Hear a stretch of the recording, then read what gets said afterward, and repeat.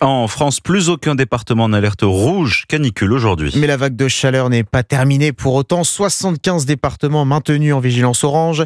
Jusqu'à 40 degrés attendus encore dans le sud-ouest. Des températures difficilement supportables pour nous, les humains, mais aussi pour les plantes. Alors, comment s'occuper d'elles pour les protéger au maximum? Quels sont les signes de surchauffe? Réponse avec Mélina Fachin. Que vos plantes soient en pot ou en pleine terre, si leurs feuilles commencent à pâlir ou à pointer vers le bas, c'est évidemment qu'il faut les arroser, mais pas n'importe comment, explique Christian Romain, horticulteur à Bar et président de Fleurs et Plantes d'Alsace. Plutôt le soir que le matin, parce que le soir, l'eau attend de rentrer dans la terre au lieu de s'évaporer tout de suite. Et ça ne sert à rien d'en mettre de trop, il vaut mieux passer 2 fois pour que l'eau puisse bien s'infiltrer.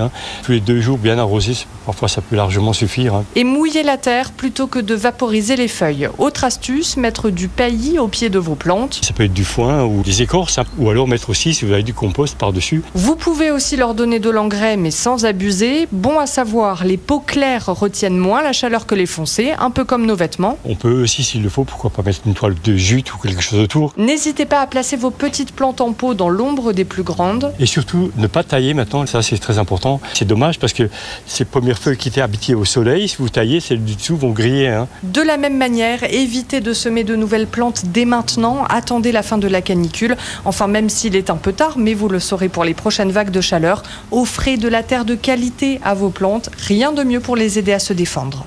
Les conseils avisés de Mélina Fachin pour Europe 1.